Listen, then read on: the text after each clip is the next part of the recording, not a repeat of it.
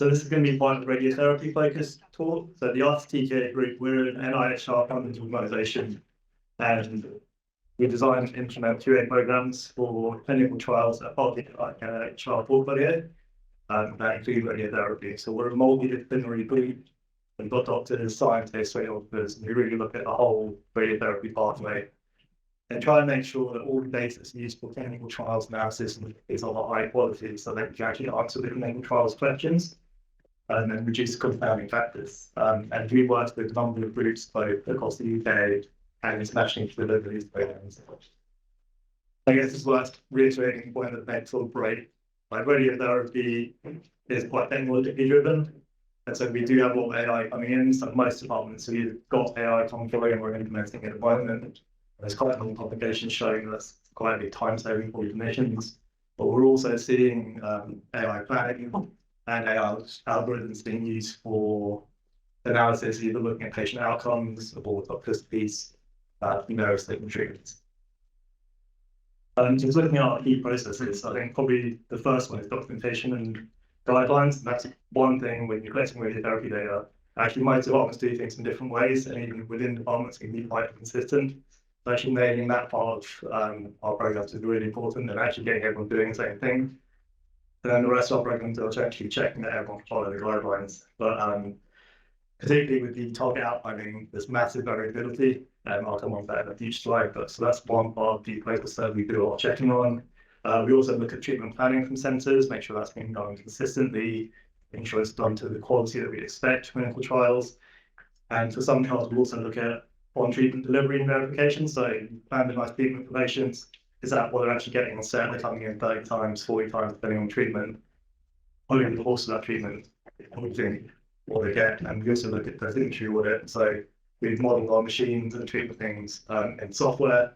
That's what we think they're getting. Actually, when we deliver that, is that what they're really getting? So there's quite a lot of different processes, and it is a lot of work to send to that us to deliver these programs. So in terms of the way we do this, we benchmark cases. So we'll send out a CT data set along with associated imaging, and we'll get lots of different patients satellite them, and we will analyse that and look at whether they're doing that correctly. And as part of that, we'll create a gold standard set of controls, which will be later. And for planning, again, we give them a CT data set and a set of contours, and we'll send it out and say, plan this according to the clinical trial. And before they can recruit anyone into the trial, we'll evaluate that and make sure that there are going to be no issues on the right patients. Once they've done all that, they can actually start recruiting patients, and even at that point, we'll be checking their first however many trials patients that we need to. Some trials will be every single patient, occasionally just be like 1 or 2 units and in treatment. And again, it's making sure that over the course of the trial, all of your radiotherapy treatments being delivered to the standard that we want, and that helps us answer the final question in terms of outcomes or consistency. If I go on the outlining, so all of our clinical oncologists, they learn anatomy at med school, and that's the end of their formal training. So there's no formal training for how you contour it, or on-the-job training you learn to a consultant, if they're not their consultant. It leads to huge variability. There's a lot of studies out there showing that the contouring is one of the biggest variabilities within radiotherapy. And we're seeing a lot of auto-contouring AI contour software coming out. But what are you comparing that against? And so doing this QA is really important. There's no actual natural guidelines either on how do you define what a heart is, how you define those organs. There's nothing that we've nationally adopted. So again, that's a massive issue because different consultants will do things differently. From the trials point of view, we come together with all our international colleagues in the States, Australia, Japan, and publish this documentation, which gives you guidelines exactly how you should be contouring each organ risk. We enforce that in trials, so we try and make all our trials follow the same guidelines, make it simpler.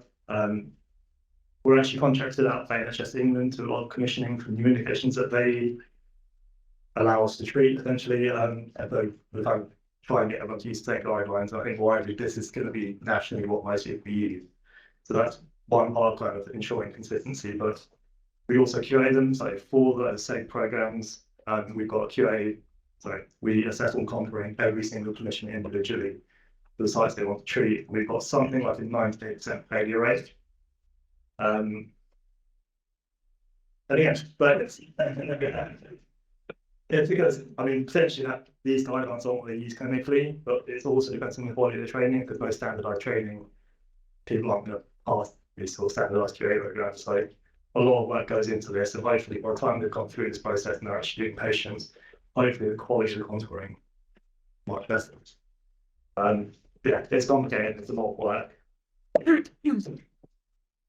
And so the gold standards are in yellow, and we found probably the best way to do this by consensus. So we'll get a number of leading expert clinicians to come together and agree what the contours are.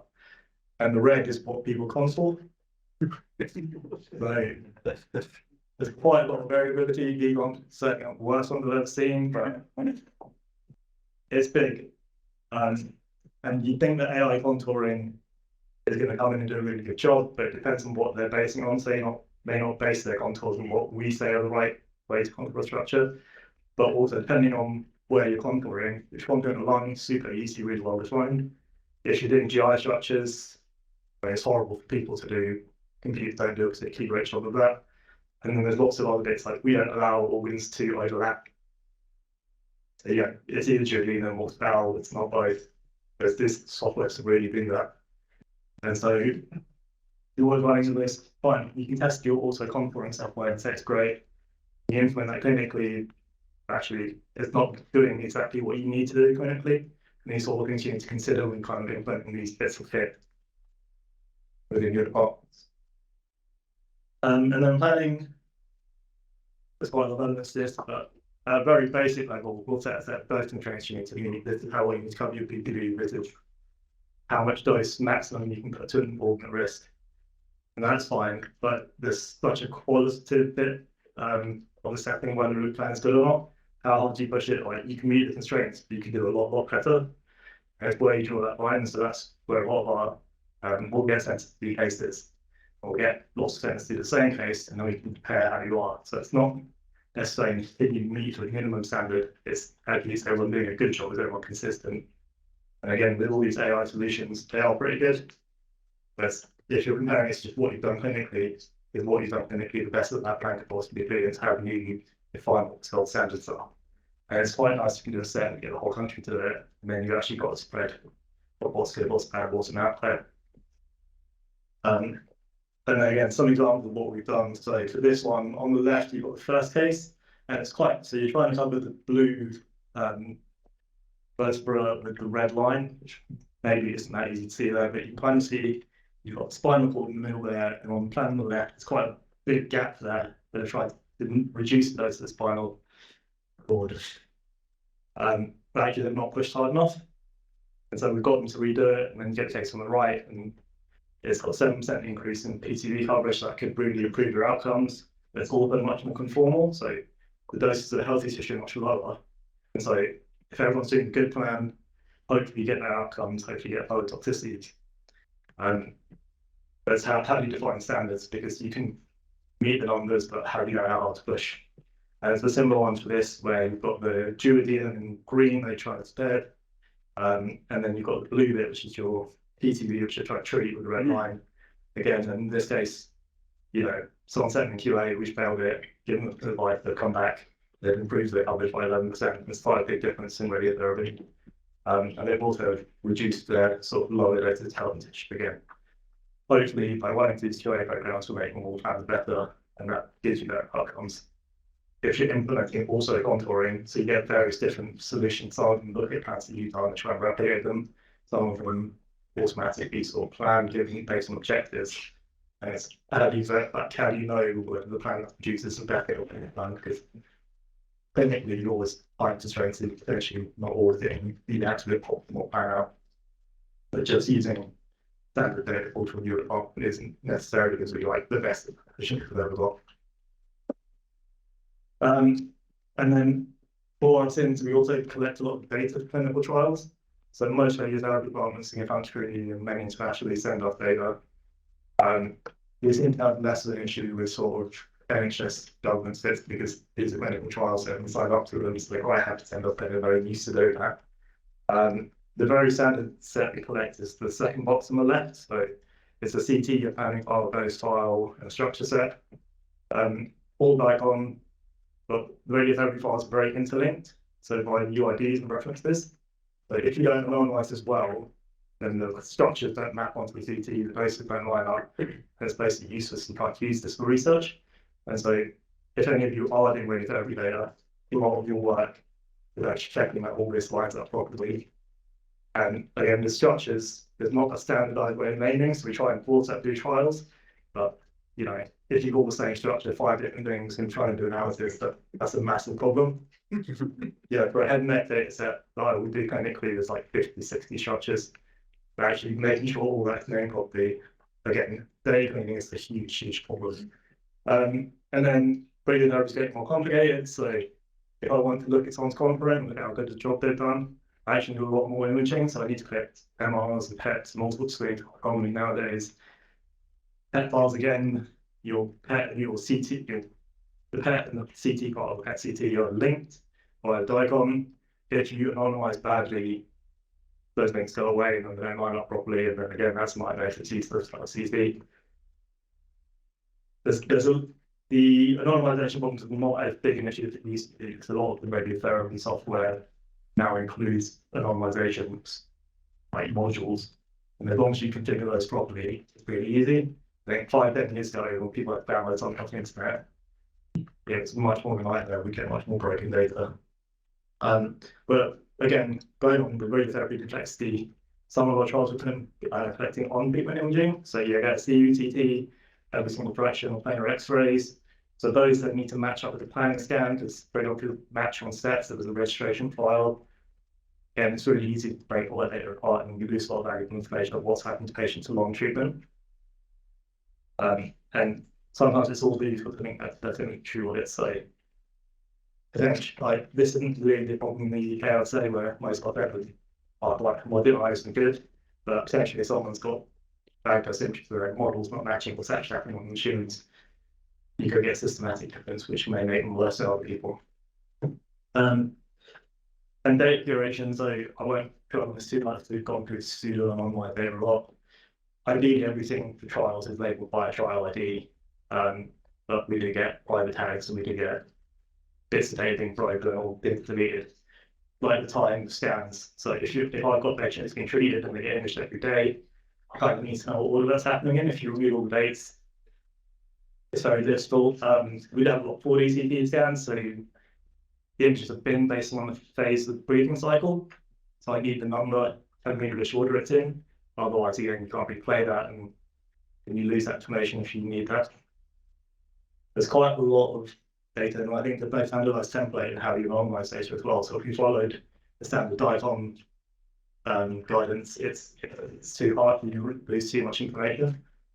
And even randomly adding bits of data, it's very difficult, because everything needs to be relatively lower.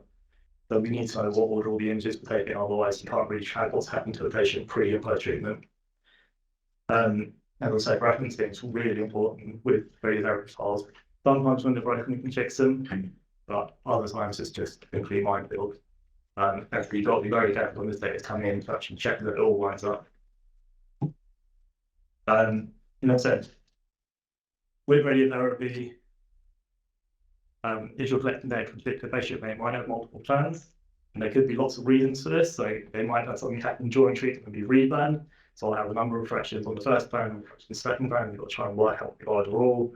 You can have changes on set, so you might have on-set imaging, it's going to track what's happening every single day. There's a lot of things that happen with the patient, and so just having Python data is probably not enough. You need a lot of context. And I think the problem we have when data is anonymized and sent to us, that doesn't necessarily track it with the context of kind of what's happened to the patient overall. So it makes analysis quite complicated. But I would say overall trials data is pretty good in that it's highly curated.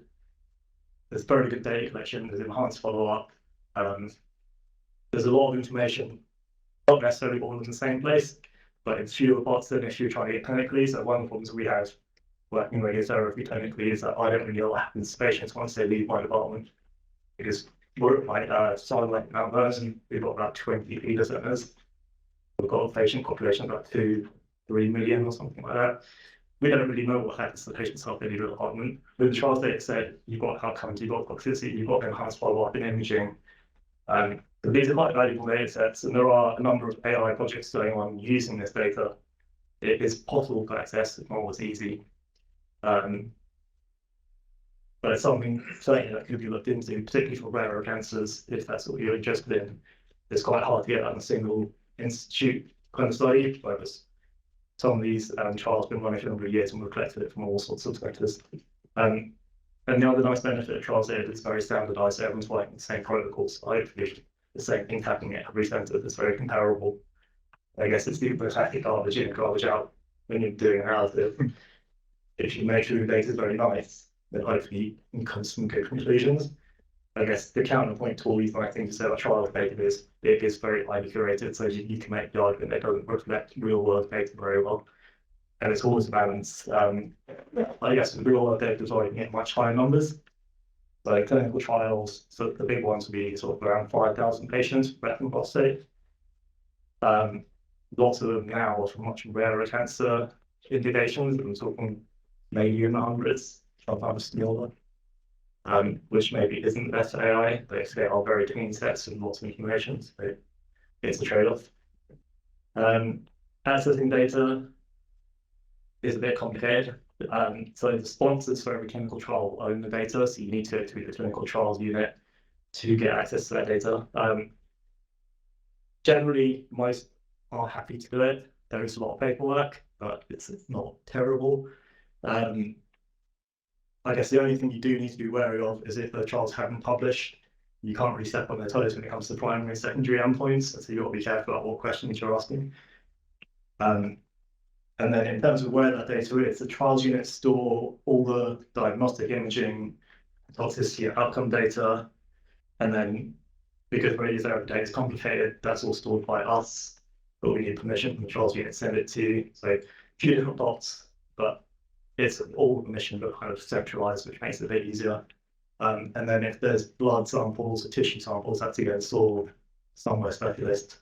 But again, we have got at least one study that's looking at bringing all that data together. Looking at what we can learn and combining into big data sets. I think that's quite unique. It's really hard to do clinically. Potentially something that can be done in clinical trials. Certainly with newer clinical trials, you almost always have to collect a lot of extra information, like tissue samples, for example, and have translational research studies. They are quite a rich data source. The exception to stuff that's owned by the trials unit is the benchmark data. So if you're interested in doing some research with cases, single cases that have been done by lots of people, that's all owned by our group. Put an application into us if you want to use it. And then just to summarize, there's a lot of variability in radiotherapy in terms of contouring and planning, so quality assurance is quite vital. There's a ton of AI solutions coming in. We are very technologically driven. So if we can get good data sets to test this, I think that's a very good thing to do. But what's really important is that we standardize and have sort of the guidelines that we're actually trying to do the same thing, particularly with clinical treatments. And then I think if we validate AI solutions, what's hopefully we're asking from that.